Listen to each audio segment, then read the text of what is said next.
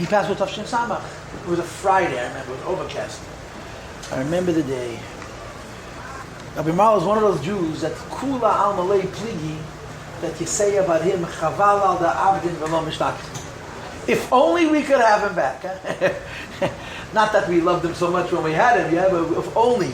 Am wollt nur verstanden, was man hat. Rabbi Marl was a Yirei Shamayim, a Chassid, a Balmidas Tevis, and a real Talmud Chacham, a Goan, a grace Talmud Chacham. A Yid who sat and learned Yomam V'Layla Mamish. And he passed away with Chaim Shani, was 68 years old. And as you mentioned already, Chav Sivan is also connected to the Tainus that they used to fast in Poland on Chav Sivan. Because of the pogroms, because of the Shmodes. I was away for Shabbos. I was in Chicago for Shabbos. So I verbringed the girls and the boys. I planned the Shabbos breaking with Bocher, but I also went with girls. So I told them a story that I've told many times before. It's just such a Geshmak HaMaaseh that the Velvel Green story. You know Velvel Green's story? Velvel Green was a professor. He was a biologist. He was a brilliant man, a very successful man actually. And he was an emes chassid. He was a baltshuva. One of his children was actually a shliach of the Rebbe Mamish. So he tells his first story, the first time he met Lubavitch. What was his first meeting with Lubavitch? And they show. They never repeated the story of Fabrengen. They never repeated the story of Fabrengen in the presence of Velvel Green and in the presence of Rabbi Feller. Think about it. They never told the story about a chassid as he was standing. What was the story with Velvel Green? That Moshe Feller, went to Minnesota.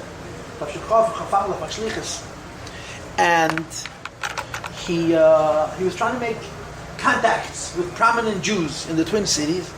Velvel Green was a few years older than him.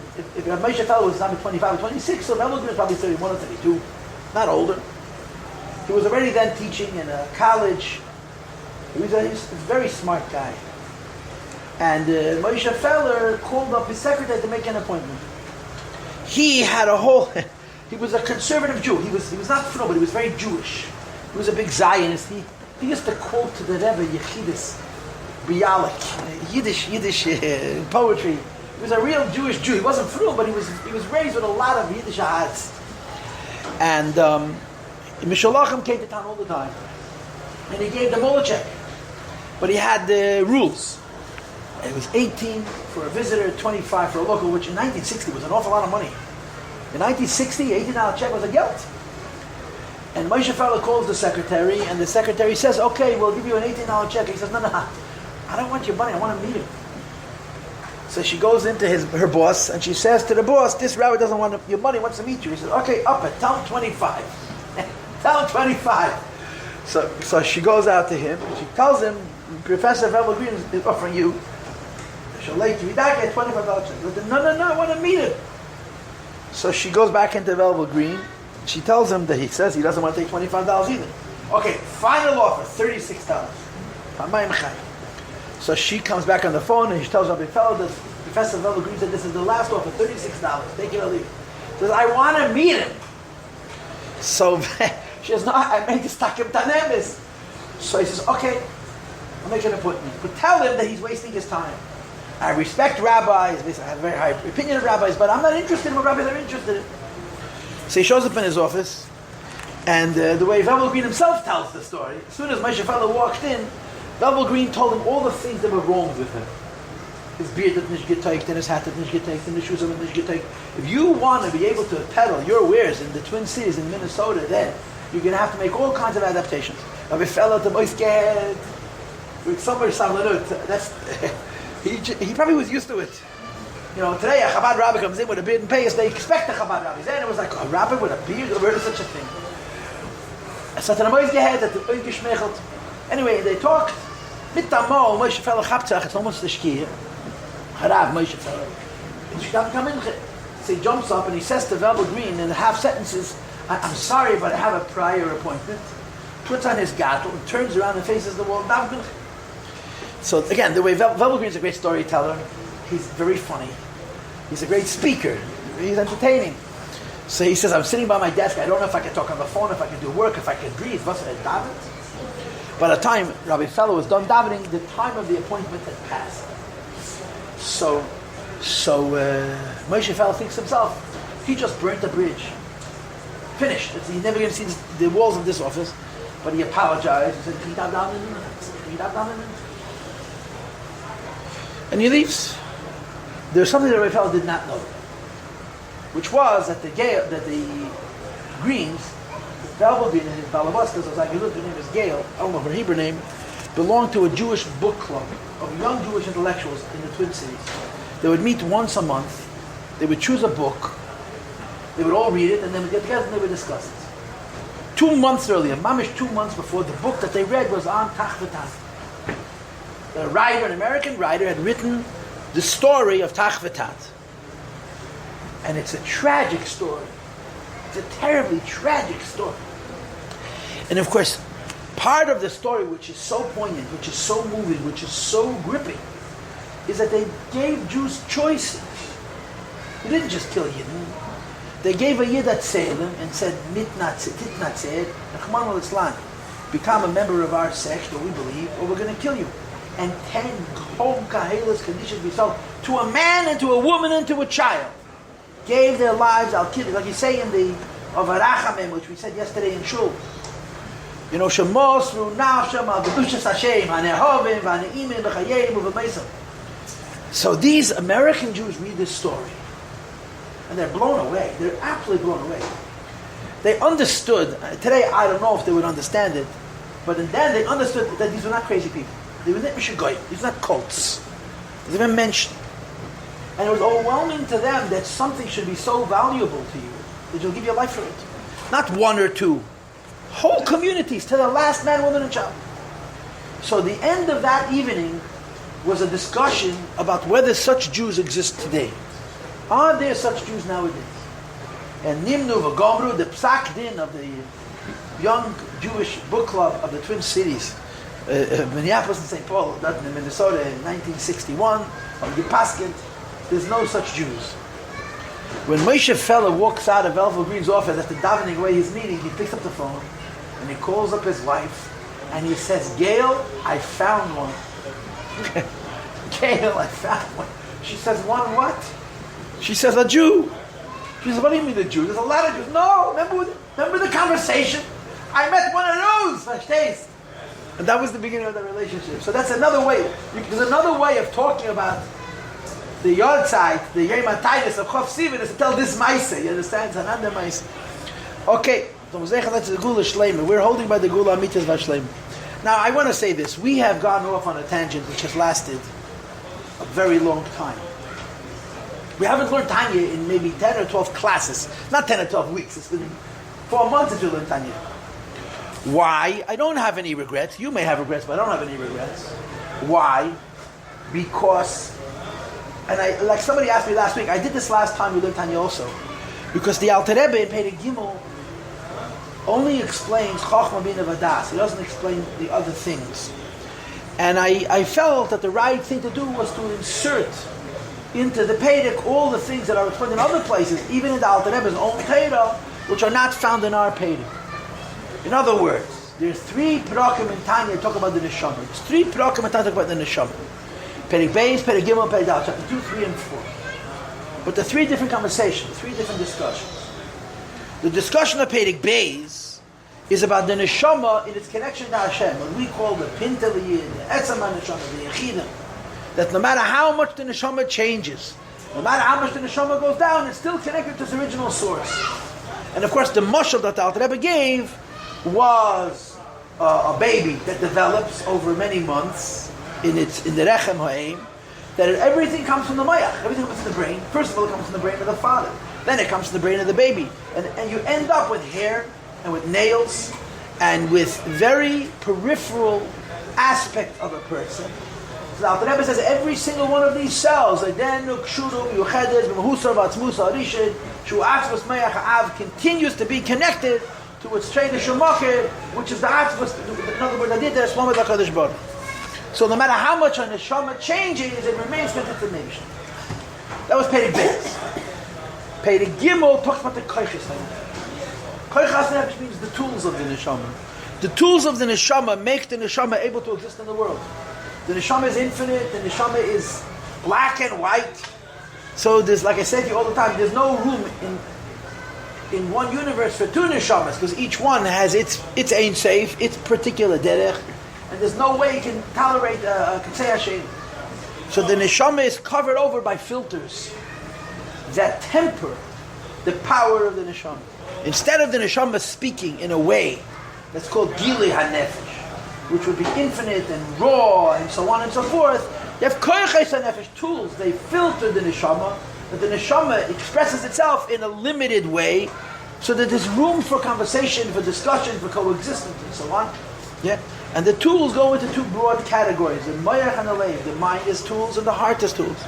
The mind, the tools of the mind, filter the neshama that it should be rational and reasonable, even though there's much more to the neshama than reason.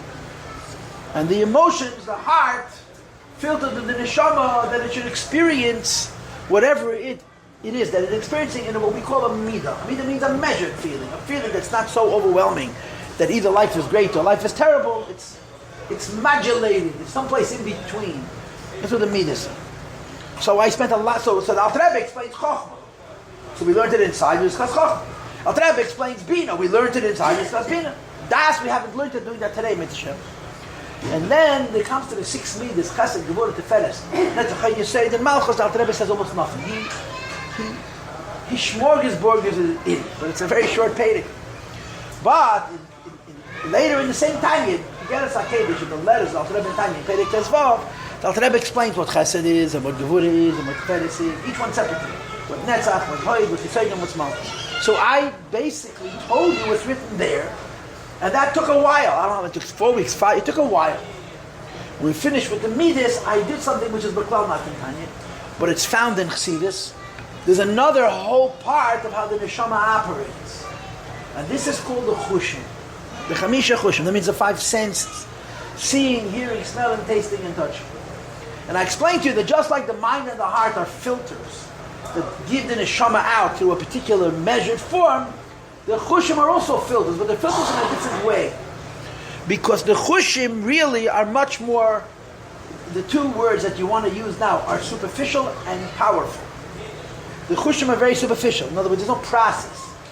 You see something and it impacts you very deeply. But as quickly as it impacts you, it doesn't quickly get over it. And the same is true when a person draws art. Art reveals the pneumius of a person's neshama, but it doesn't necessarily change the person.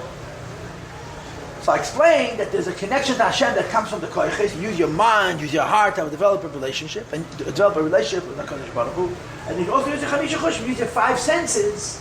If you look at the Eibishter's beautiful world, you see Elokus. You listen to the sounds of the Eibishter's beautiful world, you hear Elokus. The same is true with smell, the same is true with taste. And last week, we also discussed the issue of touch, mishush, the lowest of the 5 senses. And I explained to you that the Rambam writes that mishush is a sense which is so shofel and so low, it's not worthwhile. And I suggested, but that Chassidus would disagree with the Rambam. Because Chassidus holds that Asiyah Le'ela, the most important thing, Take, is the action. So we're done with all of this, right? We did Chochmah and Bina. We did Chesed, Gevurah, Tiferes, Netzach, Hoid, Yisoid, Malchus. And we talked about the Chamisha Chushim. We spoke primarily about Riyah and Shmiya, seeing and hearing, because those are the ones that I learned about. I mentioned the Reach, smell a little bit. Tam, I didn't touch on.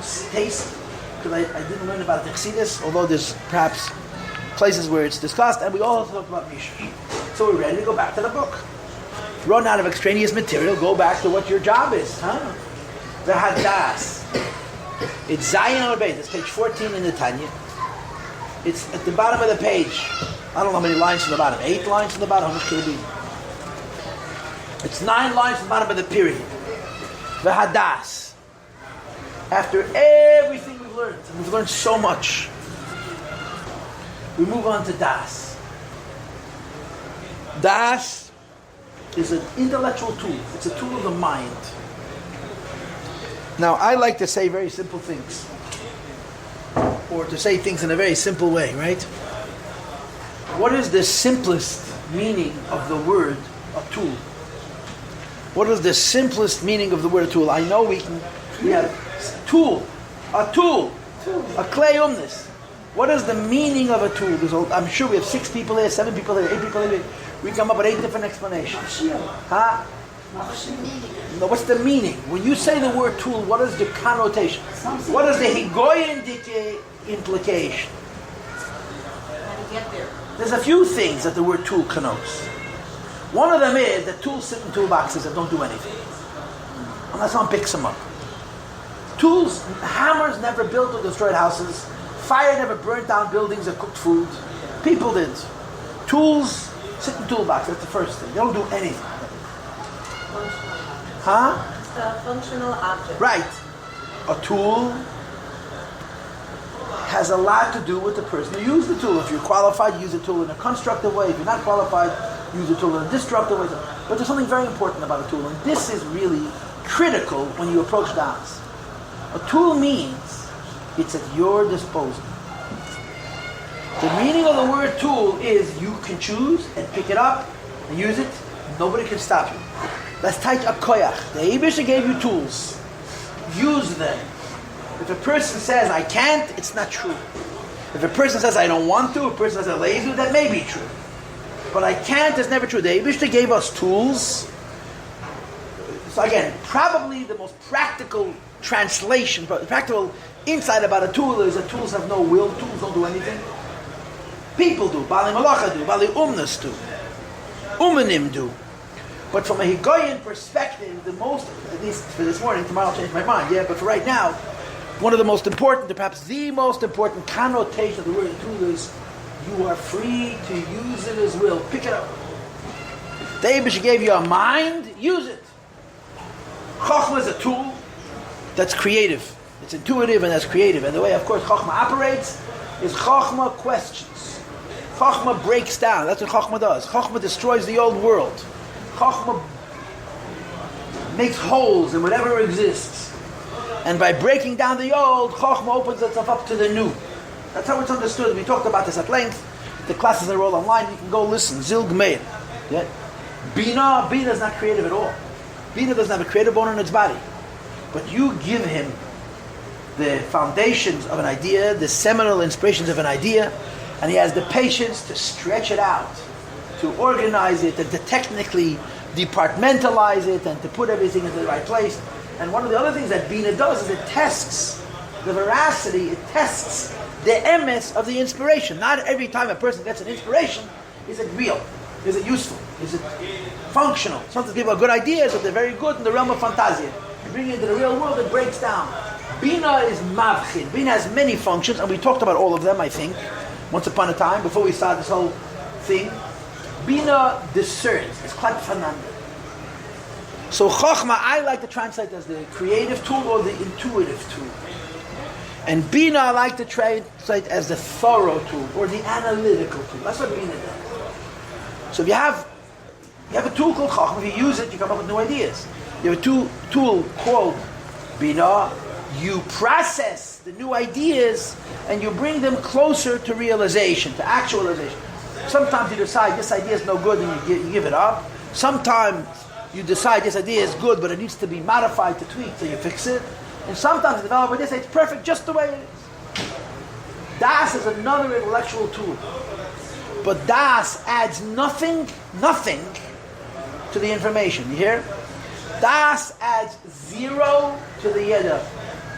What you know after Bina is exactly the same thing you know after Das. Nothing additional is added. So what's the tool for? The tool doesn't do anything. And the Alter Rebbe says, and I want to remind you the first thing I told you, that Das is a tool. The meaning of the word tool is that it's at my disposal. I am free to use it as will. Zog the Alter Rebbe Vadas. Umiloshin is from the same terminology of Adam Yoda Eschava. The Adam knew Chava in Chumash. Adam Yoda Eschava, right? This is the word that's used to describe connection. The deepest connection that can be between one person and another is called Yediyah. So the Alter Rebbe says, "V'hu loshen iskashes v'eschavas." The meaning of the word Yoda, as in the case of Adam Yoda Eschava, is connection and coming together, becoming one. So this is Das. It's a tool that's going to give you no more information. No more information. But it's going to personalize the information. It's going to make the information you already have relevant to you. Now, there's a little bit of a complication here. Das is not an emotion. Emotions also personalized. Emotions make everything subjective. You hear about something, you see something, you learn about something, you get excited. It also makes it relevant to you. But the emotions are subjective. The emotions mean I'm not excited about what the thing is, I'm excited about what the thing means to me. In other words, emotions connect you to things, but they really don't connect you to things. They connect you to things based on your interest. Das is very different. It's a tool, it's part of the Chabad, Chochmah, Bina, Das. It's part of the intellectual system, it's part of the first three Midas, the first three Sfiris. And what's the idea of Das? That all the information that you have should matter to you, should be relevant to you. Like the story which the Rebbe told by Fabrengen. The Rebbe told the story by Fabrengen, and when he told the story, he mentioned the Makar of the Maise, which is uncharacteristic of the Rebbe. It was a Yud Shvat, and the Rebbe mentioned Harav Perlov from Australia. He was still alive at the time. Yud Shvat, I think. Harav Perlov, Chaim Mordechai Perlov made a sefer, which was called L'Kutei Sipurim. It's a very, very good Maise Bichel. It's really very, very good. And in that sefer, L'Kutei Sipurim, he tells a famous story to illustrate Das. That there is a yeshuvnik. A yeshuvnik means a farmer. A prosteri, a posheteri. And this yeshuvnik hired a malamed to teach his children because he doesn't know how to read and write. So the seder, of course, was the malamed would come to the village, the yeshuv, and he would spend 5 months teaching the children. Then he went home for a chedesh, went home for a month. Then he went back to teach the tishrei. Then he would go back to teach children for 5 months. He would go home for Pesach. This was the Seder. That's how people lived. Could you imagine? Azay hat men gelebt, azay hat men heute mit Kinder, azay hat man chasne die Kinder, azay hat man alt geworden. This is a Malamed. The Malamed was paid, you understand, the farmer was no rich man. And the Malamed was certainly not independently wealthy, you understand? So it was the poor feeding the poorer. But the Malamed could read and write. But here, Yoim, the Yeshuvnik, the peasant, got a letter that his father is gestorben. Never. The Yeshuvnik couldn't read it. So he took it to the Malamed should interpret the letter for him. So the Malamed is reading. Want me to translate? I'll translate. He's translating. Sir, Moshe Chaim, Ben Moshe Avram Yosef, we are sad to inform you that your father Avram Yosef Ben Moshe Chaim is gestorben on this and this day, and this hour, and probably by the time this letter reaches you, he would have already been buried, and the family would have set shiva. So you should ask it over how you should have behaved in the time of Avelis. So the Malamed is reading the letter, and the guy chalishes. The Yeshuvnik faints. His father died. He faints. I like a chalish. Anyway, they revive him, and after they revive him, the Malamed is all confused. The Malamed, in all of his great wisdoms, comes to the Yeshuvnik and he says, "I have a question." He says, "I learned Gemara. You didn't learn Gemara, but I learned Gemara. Yeah, and I know that in the Gemara it's written, "Ein edei mishmiya l'riyah." You cannot compare seeing to hearing. When one person sees something and the second person hears something, the impact on the first is far greater than impact on the second because there's nothing comparable to seeing. I read the letter with my eyes so I could read. You heard my interpretation. Why did you faint and not I? So the Yeshuvnik gets very excited. Paul says, "Mein Tate! It's my father. Why did I faint?" He says, "Mein Tate." That's Das. He understood. The Malamed understood that such a thing called life, such a thing called death, and it happens to everyone. With that talk frem, the Yorfred, the Yorshbechet. So mein Tate. Yeah, this is the Taich Das. The thing about Das that's so profound and so challenging and so important is the way I started. The idea that it's a tool. A person can choose to care about the Eibishter.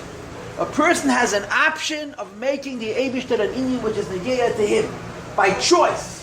Just like you can choose to engage in Me'ach HaChochmah and intuit and create new ideas by challenging existing ideas. Just like you can choose to use your Me'ach HaBina by picking up the tool which is Me'ach HaBina and being analytical and thorough and detailed and orderly and so on. You can use the Me'ach HaDas. You can pick up this tool and use it to have a relationship with the Eibishter, which is called Das, a real connection. So let's read, okay? Shemekashe daite, one binds. And I guess what the Alter Rebbe is doing is explaining the technique. binds his das, his awareness. Bekesher amitz v'chazak miyed, with a knot, which is amitz, very strong and very hard. Chazak doesn't mean hard, but I can't trade amitz and chazak twice the same way. V'yitka, I'm about 6 or 8 lines on the bottom. V'yitka, page 14, then the page again. V'yitka, and he plants, machshavte, his thought, b'chezek, with a hardness, with a strength. V'gidula saying say baruch on the greatness of HaKadosh Baruch Hu. V'einei masiyach das, and he doesn't allow his mind to wander. You see, there's things in the world that everybody is a big bar das about. What's an example of something that everybody has much das about? Guilt. Huh? How many people don't worry about money? How many people don't think about money? How many people don't take money very, very serious? When it comes to guilt, when it comes to health, we all have a cat. When it comes to guilt, everybody has das. When it comes to health, you have plenty of people who don't pay attention until it's too late. Unfortunately. Yeah? But das, when it comes to certain things, doesn't take a lot of effort. It's not very hard to have das in guilt. Why? Because the relevance of guilt in our physical lives is so immediate and so obvious and so constant. We all have das. But how about das in the Meibishter? How about das and the seriousness of a mitzvah and the seriousness of Averis? Huh? Das. When it comes to Davar, what's so terrible? If your house has a damage, if your car has a scratch, it's terrible. If you didn't admit it so perfectly, so what's going to happen? Why does this matter and this not matter, even though this is infinitely more important? Because the das is here. And this is where the word tool comes in. It's not automatic. Some things you have automatic das. A person naturally has das for many, many things. Other things you don't naturally have das. You have to create the das. And certainly in one's relationship with HaKadosh Baruch Hu, it doesn't happen simply because it's supposed to be. You have to develop a kesher. I know a younger man. The very avoidly younger man is a Talmud Chacham. There I find a younger man. So he told me an interesting story. He learned in Kfar Chabad. It's a little story. It's a story about Yiras Shamayim, but you understand what's being das. He learned in Kfar Chabad, Mitzvah. And in Kfar Chabad, they had Yemud, the Mashpia was Reb Mendel Futefas, all over the shoulder. Zechreni Lebrach.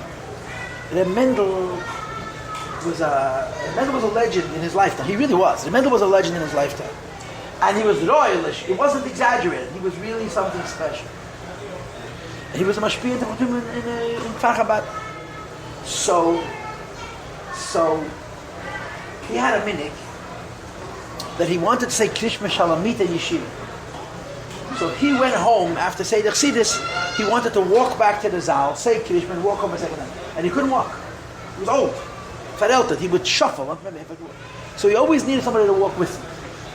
So he would call over the Bachem and ask them to walk. And he would say, I don't have money, but I'll pay you with Tzipuri Chsidim. I'll tell you what Tzipuri Maisis of Chsidim. And Reb Mendel was a treasure trove. I mean, if I had only had that schutz, if I had been in Kfar Chabad, he knew so many of the great Chsidim that we hear about personally. He was very close to Reb David Haradaki, just to give you a dugma.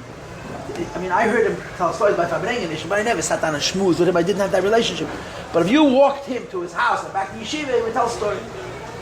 So it was drizzling. So this younger man, this bicycle, so the Bachman had no patience. He did it once, twice, it took forever. He couldn't walk. He took a good walk, yeah. A big race, not a lot of Bachman were excited to do it. He was an American boy, and he'd a very sincere Chassidish Bachman, and he was very happy to give up whatever time it took, half an hour, 40 minutes, for this spazier, for this tiyul, for this walk. So it was drizzling. And the Mendel didn't have a coat. The Mendel was 90, close to 90 years old. So he says to the Mendel, I have a raincoat. Bring a raincoat. He says, no, you keep it. Anyway, he goes upstairs, he gets his raincoat, and he comes downstairs and he offers it to the Mendel, and the Mendel says, absolutely not. You're talking 18 and I'm talking 90, but I was in Siberia, I just spoke a little drizzle, whatever the reasons were, he's not taking his coat. So suddenly the Bachar says, I have a second one. He runs upstairs, gets an identical coat, comes back down, and he puts it on the Mendel, and they're walking. So the Mendel says, I've heard of people that are very into fashion, but a Bachar and Yeshiva should have two exactly the same coat. This is a Paris Appellant. That's I don't understand. So he says, Tim, I'll tell you, I live in California, I was never raised.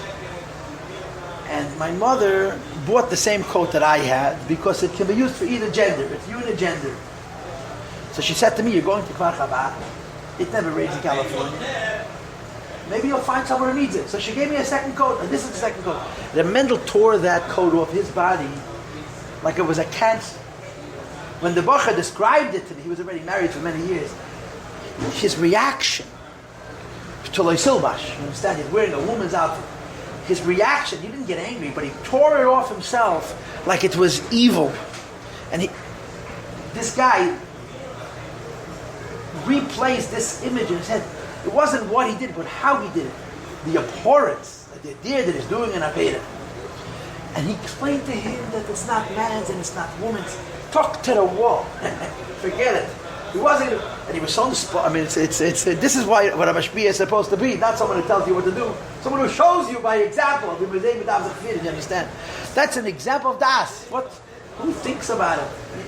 So he thought it's my mother's coat, but it's not my mother's coat. It could be mine, it could be hers. We're both the same size. Men wear this coat, women wear this coat. Forget about it. It's a small dogma of the Indian Adas. I told you the story so many times. I heard the story from Tzvi Greenwald, who unfortunately passed away. They had shleishim of him already also. He was a special Yid. Remember that Tzvi Greenwald? Tzvi Greenwald was one of those Jews. If he would read the phone book, it would also be interesting. He had such a presence. He was a Chassidish Yid. He was dedicated to the Rebbe. He was very involved in the Arvei Chabad in the 50s and the 60s. We were doing a lot of kiddush. Before they had Chabad houses in every city, Kfar Chabad used to send people to every city. And he was from the Russian who would do these work because he's such a person. He was such a delicious Jew. You sat down and you listened to him talk. You just didn't want him to stop. Everything he said was interesting. He had this magical delivery. So I read the story in a sefer. Then I heard it from him directly. This Maisa. He's a Mitzuyin Dikhirid. He was an Erlich Harid. Rabbi Greenwald was from a Fried. He was an Erlich Harid and Yamola Erlich Harid. You know, if the Eibusha says, the Eibusha says. In fact, he was really pure. He was beautiful. He was Jewish like you don't see so many Jews nowadays. But Emes, a Yiddish Yid, yeah. Like a Malakhitzai, yeah. I'm not sure he was the biggest Talmid Chacham on planet Earth, but he was a Yid. So he told me the following. I heard it from him directly at a Fabrengen. But I also read it in a Sefer. When he first got married, he was 19 years old when he got married. He worked as a dorm counselor in the Pressburg Yeshiva. In Yerushalayim, there was a Pressburg Yeshiva. Pressburg is Chassam Sefer, Zayniklach. And the head of the Pressburg Yeshiva was a Yid by the name of Rabbi Yossi Sefer, an Erlich from the Chassam Sefer. He was a big Talmid Chacham, a big Gon, a very Erlich Yid. Again, when you say the word Erlich, no one even knows what the word means anymore. A beautiful, beautiful Jew. Rabbi Yossi Sefer was then an old man. And he was a very choshev Yid. I once went to a shul and I met a Yid. His name was Rabbi Lustig. He was a Taka Pressburg Yeridl, also from the same city. And he told me that when Harav Sefer arrived in Eretz Yisrael and he saw the coastline, he opened up his Siftuk, he took his Tal's cotton and his Shokol, and he says, he said, I'm shaking off the honor that people used to give it up. In Pressburg, the cover that they had for Harav, this Rabbi Lustig told me he saw this. Maybe not, but this happened B'chayav. That the Rav went over to the richest man in town in Shul, and he gave him a slap in the face in front of everybody, and nobody said a word. Whatever he deserved a patch for is it the year. Would you imagine going over to the richest Jew in Kanheiz, a Rav in Mitten 7 said, give him a patch? There'll be 3 generations, you understand? And there was not a word. This was the Derecheres they had to the Rabbanim. The Ken Zog's were under the Rabbanim. But he came to Israel, he knew it's over. This is the world of chutzpah yaski. We're trying to bring Mashiach as quickly as possible. The more chutzpah you have, the faster Mishnah. What are you going to do? So he told Rabbi Greenwald the following Maaseh. He had yeshiva in Pressburg. It was a very choshev yeshiva. It was a very successful yeshiva. The story with the 3 girls. You know the story with the 3 girls? That the Rebbe was in a city in Germany, and he says to the Frierdiker Rebbe, "Will's gehen nach Spazier. You want to go for a?" Maybe he was in Austria. "Will's gehen. You want to go for a trip?" He said, "Sure." So they went to this city, and there was a woman sitting shiva with 3 girls, or a man. A woman was sitting shiva, and the Rebbe Rashab walked in. He started asking all kinds of questions. So finally, somebody said to him, they don't know who he was. Upon her husband was a Gadol Yisrael. He was Basically, that's already shot. No, it doesn't say. No. He was a Rav. He was a big Talmud Chacham. But Avi Veit, and the Rebbe Rashab says, "Ich bin a Veit in Kodesh." I'm a faraway relative. And then he stuck around. He didn't leave. He waited till Shiva was over, and he went to the Pittsburgh Yeshiva. He went to a store and he bought clothing for a chasana. And he came back home and he said, I'm going to make a shidduch for one of these 3 girls. And he went to the Pittsburgh Yeshiva and he chose a bocher and he stayed in town for the first chasana. He stayed for the chasana. Who this father must have been that the Rebbe should have such a tirch of him. And then he chose a second chasana for the second daughter, but for the second chasana he didn't stay. And for the third daughter he left money to marry her off. This is a story. So Gil Hirsch, my neighbor, like his Stark, told me he was laying in the hospital bed for some reason. And the next bed is an old lady. And she asked him if he's a Lubavitcher. So she tells him, you know the story with the 3 daughters? It took a while for them to get the facts. He said, I'm the third daughter. Imagine that. Anyway, there was a yeshiva in Pressburg. And the Rebbe Rashab used to go there to watch the Bachar because they were Erlich, the Yerei Shamayim. I heard from Greenville, I don't know where the market is, that the Rebbe Rashab the koyach for the Chasam Sefer, the Rebbe Rashab was Spal, then all the other yeshivas Bachar are becoming frei apakursim, and in Pressburg they were Yerei Mashleimet. He couldn't understand why. And the Rebbe Rashab said, and he went to push it to Pressburg to find eitzes. The Bachar Matem Chatmim was online man. As I verstehe from the mice. Anyway, so he was visiting someplace, and the Pressburger was younger than the Rebbe Rashab. The story you're hearing now is 30 years after the Rebbe Rashab passed away. Rabbi Kiva Yosef Sefer is repeating the story. Okay, so the Rebbe Rashab lived till 59, not that old. But for that sake, he was much younger. Or younger, so the Rebbe Rashab's Rebbetzin, whose name was Rebbe Shtefesara, calls in Rabbi Kiva Yosef Sefer and says, I need to ask you a favor. My husband has cavities. And he's in Yeshua Adida. He's in excruciating pain. Constant pain. And he refuses to fill his teeth. Explain to him that you're allowed to. He was a Rav, a God, a Yerei Shabbat. So Harav Sefer went into the Rebbe Rashab and they talked whatever business they had to talk. And then he apologized. He was not in the Erech to tell the Rebbe Rashab what to do. But after his apology, he says, the Rebbe's in the big event, that actually discuss it. So the Mela on the Tzula, and he explains that all the Rabbanim do fill their teeth. There's no shaila for a simple reason. If the food is so hot that there's a shaila of plate and blia, you push it, can't put it in your mouth. If you could put food in your mouth, there's a raya that it's not going to make your teeth treif, you understand? Kosher, treif, haray, narois. So the Rebbe Rashab says to him, stell sich vor, you shach the chicken, and you check the chicken, and you kasher the chicken, and you cook the chicken, and you eat the chicken, and then you find out that there was a shtickle shayla. He told the Rebbe, the lashon that he used was a chashusha the chashusha. That's Greenwald's repeating the story as he heard it with his diction. Yeah, a chashusha, it's a chashasha the chashash. That you get in a milchik, treifik, fleshik. He says, imagine, eat a chicken. And there's a chashasha, the chashash that maybe doesn't know the chicken. So you feel terrible. But it's one time. He says, imagine that every single time you put food in your mouth, there's a chashusha, there's a chashasha, the chashash of Yisrael, of treif. And the Rebbe says, dos tut mer weh jeden Sunday. The Rebbe said to him, this is more painful than any toothache in the world. This is what the Rebbe said to him. This hurts more, the idea of eating something which is a chashusha, tut mer weh jeden Sunday. So Rabbi Sefer repeated the story to Rabbi Greenwald, who repeated the story to us, and he finished, he says he couldn't imagine a person being so afraid of an Aveda. He says, my knees were pounding together. He said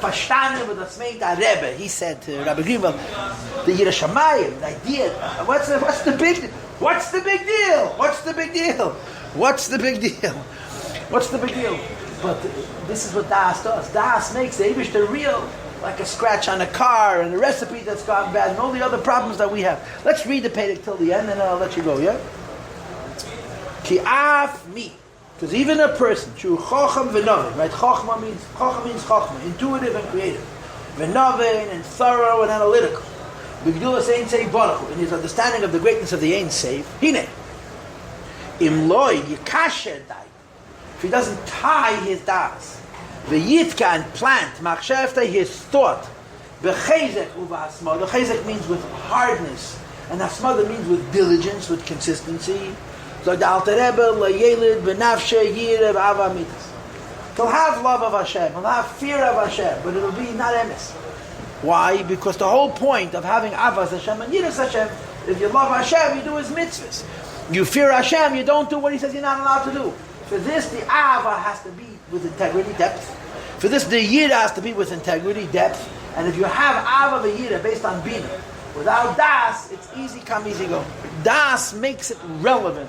Das makes your relationship with the Eibishter in the kind of way that because of this relationship, you're going to do what the Eibishter says to do, and you're not going to do what the Eibishter says that you shouldn't do. Ki'im dimyoynes shad. These are very strong words. The feelings of ahava and the feelings of yira one will have if he does not employ das, only chacham bina. Dimya means a fantasy. So the word dimya means shav that is futile.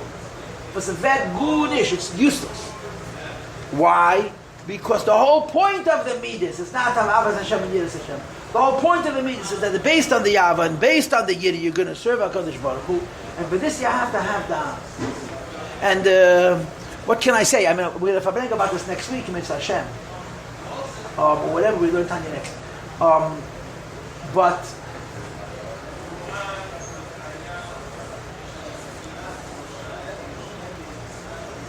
the smartest people are not necessarily the biggest bari das.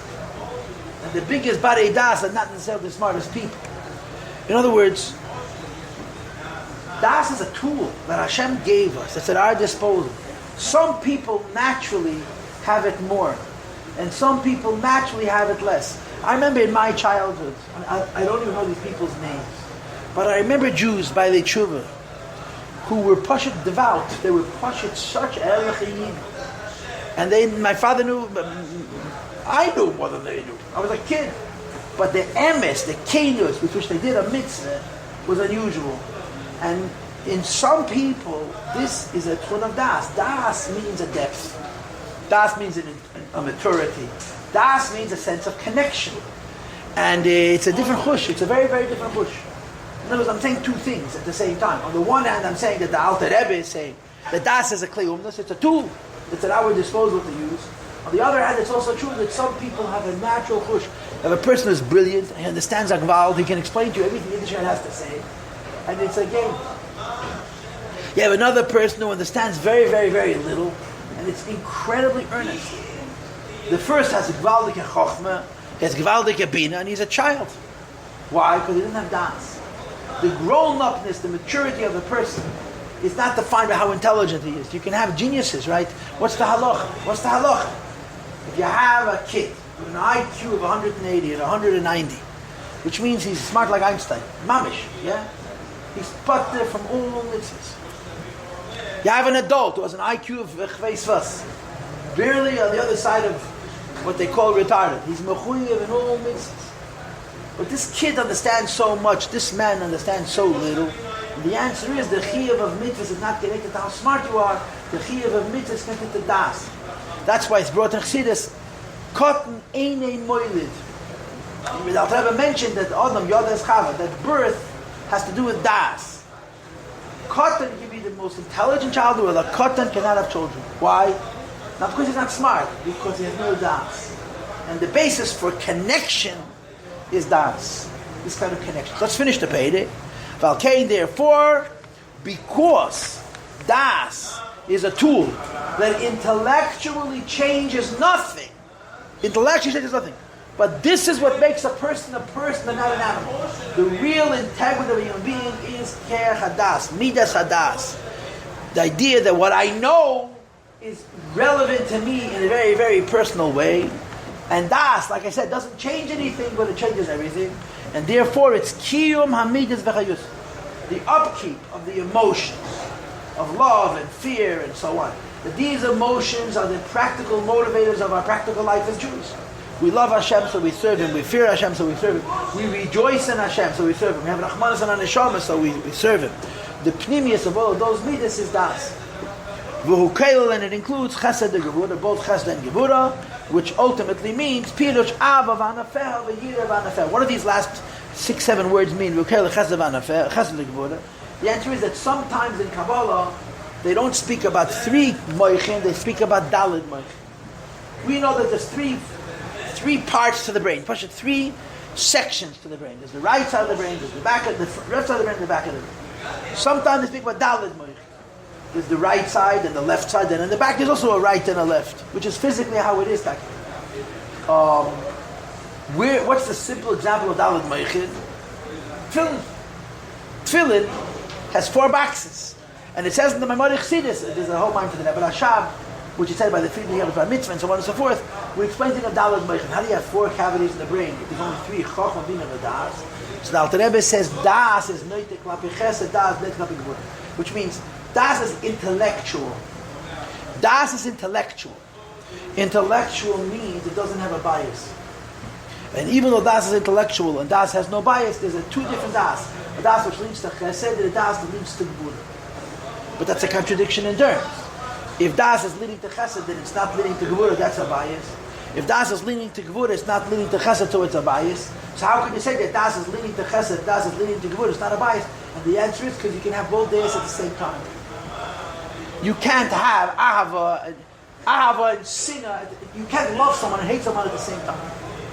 But in your moyach hadas, the moyach hadas, which is neitek klapi chesed, says chesed, and the moyach hadas, which is neitek klapi gevura, says gevura, and then there's a higher das, which is called das hamachriya, which is supposed to figure out what you do when you have 2 days. But the key to this whole thing is that we're not talking about understanding, because understanding is in the world of bina. We're talking about connection, talking about das. So the Alter Rebbe finishes the Perek by saying that if you want to be philosophical about it, das combines opposites. On the one hand, das is already going towards the emotions, and we all understand that emotions have a bias, and at the same time, das does not have a bias. Okay? So, we're going to stop. If it's Hashem next Sunday, we will learn this again, and we'll talk about it some more, and maybe I'll talk to you about a higher madrega of das. You just mentioned that das includes the emotion, or it sounds more like it's kind of opening you up to those right? Right.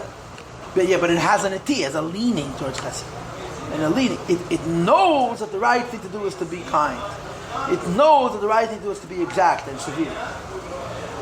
Okay, good morning, Ali Eden.